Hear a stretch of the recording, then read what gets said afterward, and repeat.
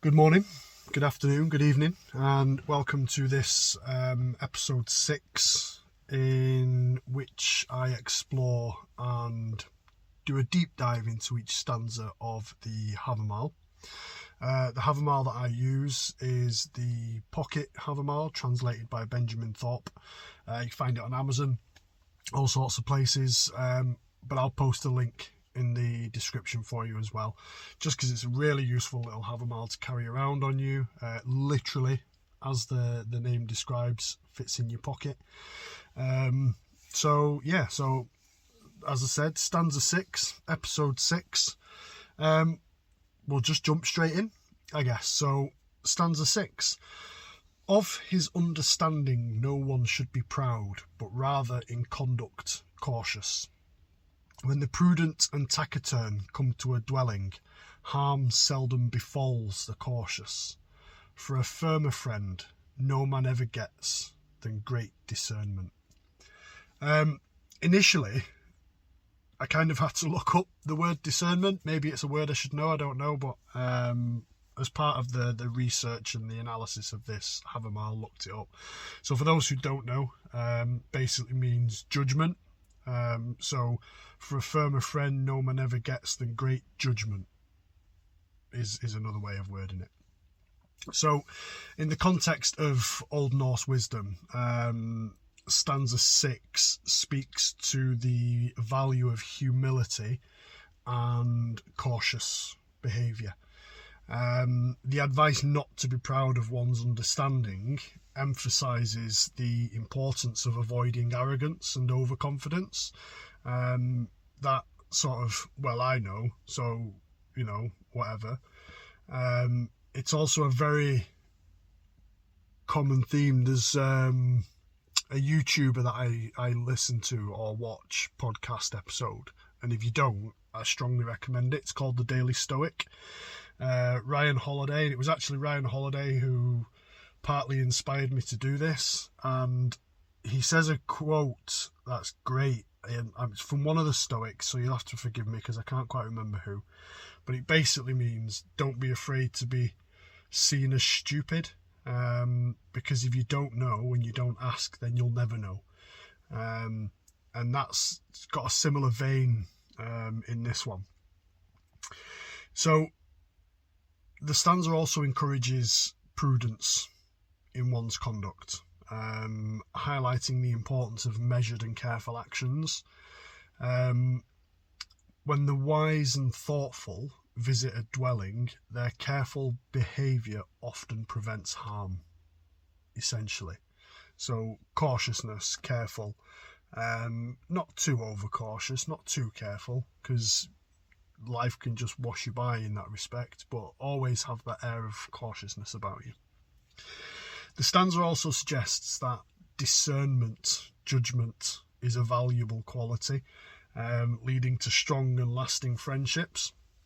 And I think, whilst it also potentially leads to long and lasting friendships, I think what it's also saying is having great discernment, having great judgment, that ability to be able to judge, is a very good friend to you.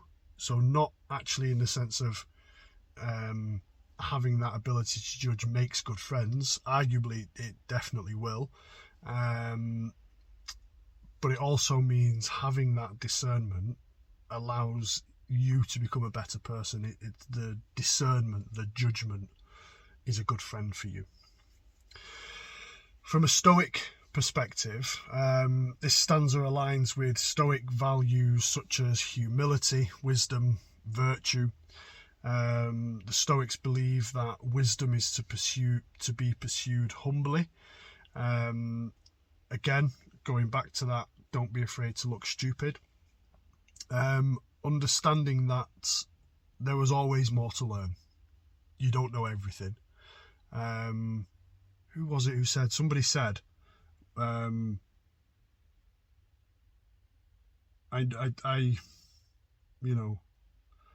of the most intelligent things I can do is to realise I don't know everything. That was a bit rubbish. It's a quote that's just sprung to mind, and I can't remember who said it. Perhaps you can put it in the comments for me at the bottom. That'd be great. Let me know who that was. But yeah, so there's always more to learn, and that emphasis on cautious conduct reflects the Stoic principle of aligning actions with reasons and virtue, focusing on what is within our control. It's a very key message throughout all of Stoicism, to focus on what you can control and try your best to forget about those things that you can't control. You can't control what's going on in the wider world, so why worry about it? You can't control some idiot who's sat up your backside while you're driving, so why worry about it? But what you can control is how you react, and you can control how you feel and your emotions about that. So it's a very, very important principle throughout Stoicism. Furthermore, the stanza's portrayal of discernment, so going back to that judgment thing again, so the portrayal of discernment as a valuable friend aligns with Stoic ideals of valuing wisdom and understanding, mainly so in our relationships, but I think you could argue that wisdom and understanding can be used in many different scenarios throughout your life and can always make those scenarios better. Approach life with caution. For in careful consideration lies the wisdom to navigate challenges and make prudent choices. Kind of reminds me of a quote from Marcus Aurelius. And I might butcher this a little bit. Something, in one way an arrow moves, in another way the mind. The mind indeed, both when it exercises cautions and when it is employed about inquiry, moves straight onward, not the less, and to its object. So basically a focused mind hits its target, essentially. And that's that ability to judge a scenario, judge a situation that you're in, and by focusing gives you that ability to make sure you're heading in the right direction, whatever the right direction is for you. In the modern world, this stanza holds valuable lessons that resonate across cultures and eras. And again, love that phrase, so I think I use it in every podcast now. Valuable lessons that resonate across cultures and eras.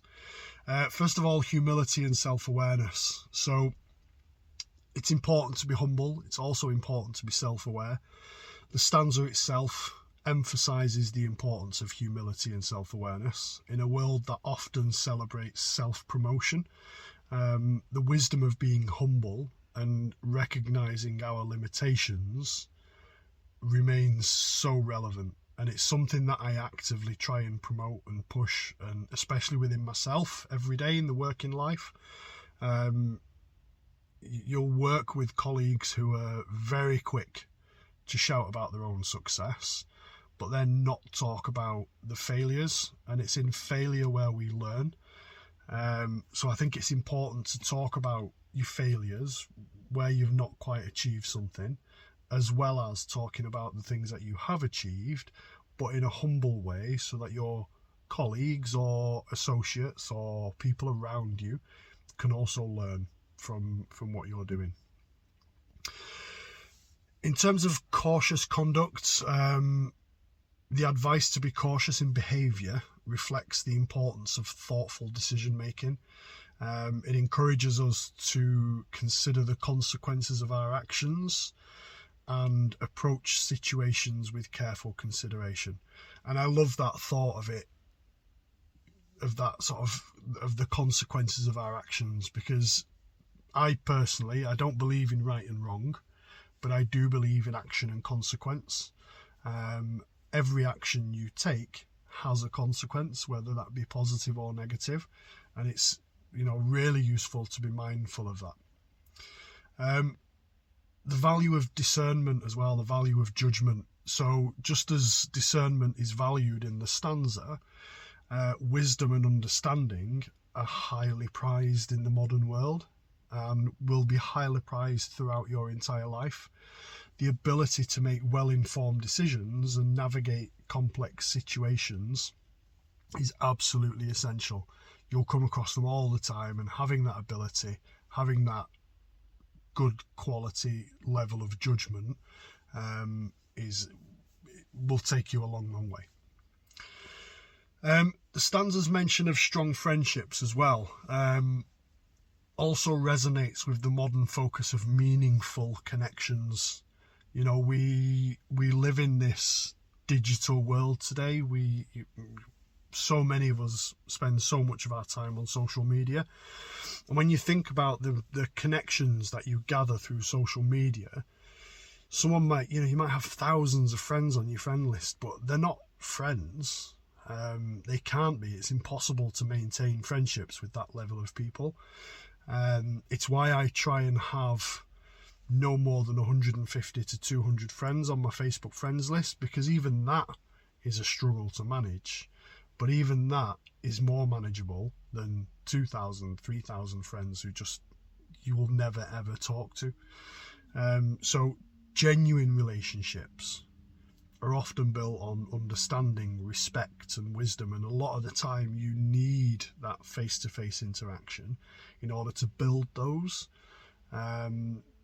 It's really difficult to learn to respect someone when it's constantly virtual, and you only see a snippet of their lives. Most people on social media will only post the positive stuff on there. Then when you get somebody who does post the negative, they're accused of fishing for comments and likes, and face-to-face is always the way to go. But yeah, genuine relationships are always the way to go. And this stanza absolutely talks about that. It also talks about ethical virtue. So both the Old Norse and Stoic viewpoints highlight ethical values, or ethical virtues if you like. The stanza encourages us to act virtuously, understanding that our behaviour has a significant impact on our interactions and relationships. I think that's probably one of the more obvious points, but it's absolutely there. In essence, though, this stanza 6, serves as a reminder to approach life with humility, careful consideration, and a focus on ethical behaviour. It bridges the wisdom of Old Norse traditions with Stoic ideals of virtue and wisdom.